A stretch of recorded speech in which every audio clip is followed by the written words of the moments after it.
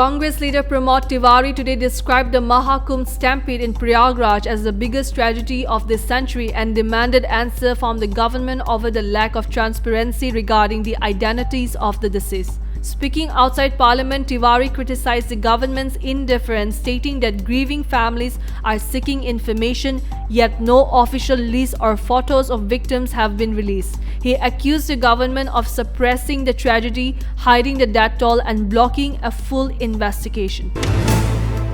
A 55-year-old life convict in the 2002 Godha train carnage case who had jumped parole was arrested in Maharashtra's Pune district in a theft case, police said today. Salim Jarda, one of 31 persons sentenced to life imprisonment, was released on 7-day parole on 17 September 2024 but later absconded. He was arrested by Pune Rural Police on January 22 along with his gang members for thefts in rural Pune. During the investigation, his link to the Godhra train carnage was revealed, said Inspector Dinesh Taite of Alafata Police Station. Police uncovered 3 theft cases involving Jarda, who allegedly travelled from Godhra to Pune to commit crimes.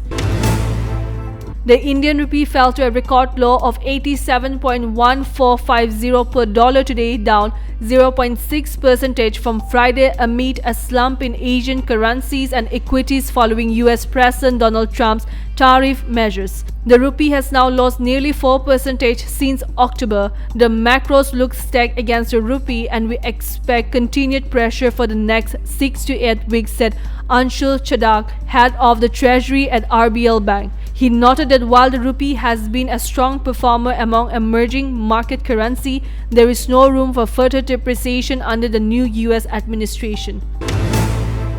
5 ambassadors from the IAEA Board of Governors, including India's Shambhu S. Kumaran, recently visited Japan to deepen their understanding of the country's nuclear non-proliferation efforts and peaceful uses of nuclear energy, the Japanese Foreign Ministry stated today. The delegation, which included representatives from Ecuador, Indonesia, Belgium and Colombia, visited Japan from January 13 to 18. They toured the Fukushima Daiichi nuclear power plant, the TAPCO decommissioning archive and the disaster remains of Ukira Elementary School in Nami Town.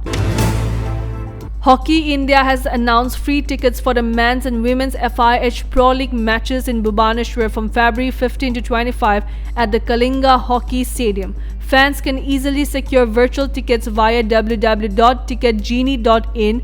The Bhubaneswar stage will feature top men's team including England, Spain, Germany, Ireland and India, and women's team from Germany, England, the Netherlands, Spain and India, each playing twice.